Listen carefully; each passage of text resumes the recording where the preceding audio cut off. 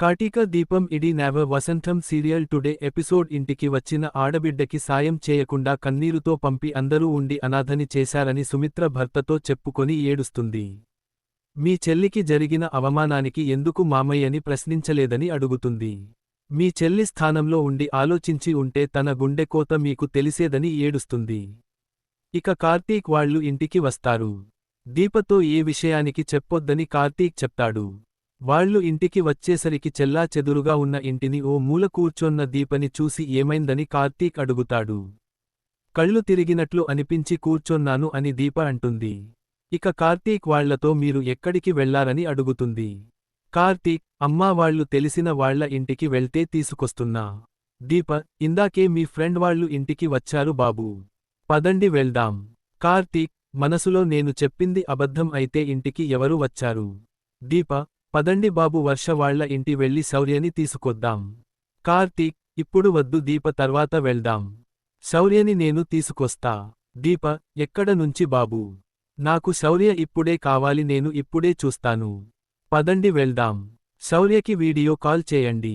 కాంచన, మరీ ఇంత మొండి పట్టు ఏంటి దీప? దీప, శౌర్య బలానికి మందులు వాడుతుందని చెప్పింది మీరే కదామ్మ మీతో తర్వాత మాట్లాడుతా. కార్తీక్, దీప పట్టుపట్టడంతో శౌర్య హాస్పిటల్లో ఉందని చెప్పేస్తాడు. ప్రాణాలతో పోరాడుతుంది. శౌర్య వ్యాధి గురించి చెప్తాడు. 2 రోజుల్లో ఆపరేషన్ చేయకపోతే శౌర్య బతకదు. దీప కార్తీక్ కాలర్ పట్టుకొని నన్ను ఎందుకు మోసం చేశావ్ చెప్పు అని అడుగుతుంది. నా కూతురికి ఏమైనా అయినా ఇలాగే చేస్తావా అని అడుగుతుంది. దాంతో అనసూయ దీపని లాగిపెట్టి కొడుతుంది.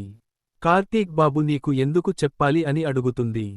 పాపని నువ్వు కని తల్లి అయితే కనకుండానే తాను తండ్రి అయ్యారని చెప్తుంది. ఆపరేషన్ డబ్బు కోసం తిండి తిప్పలు మానేసి సైకిల్ వేసుకొని ఊరంతా అప్పుకోసం తిరుగుతున్నాడని ఏడుస్తూ చెప్తుంది. దీప కూడా ఏడుస్తుంది. ఎదురు పడితే తన కళ్ళు చూసి నువ్వు గుర్తుపడతావని చీకట్లో ఏడుస్తున్నాడని చెప్తుంది. కార్తీక్ బాబుని నిలదీసి అడిగే అర్హత నీకు లేదని అంటుంది. శౌర్య కార్తీక్ బాబు కూతురని ఏం చేసినా కార్తీక్ బాబుని ప్రశ్నించే హక్కు నీకు లేదని అంటుంది. నీ అదృష్టం కాబట్టి ఇంత మంచి మనిషి దొరుకుతాడే అలాంటి వ్యక్తికి చేతులెత్తి దండం పెట్టకుండా కాలర్ పట్టుకొని నిలదీస్తావా అని అంటుంది.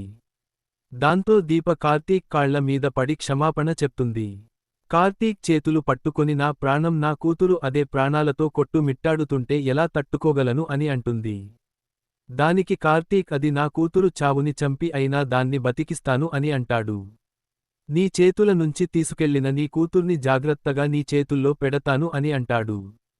రేపే శౌర్యకి ఆపరేషన్ అని డబ్బులు కట్టాలని అంటాడు. చేతిలో చిల్లిగవ్వ లేదని గుండె వణుకుతుందని ఏడుస్తాడు. దీప పరుగున వెళ్లి వంట గదిలో తాను పోగేసిన డబ్బు కార్తీక్ చేతిలో పెడుతుంది.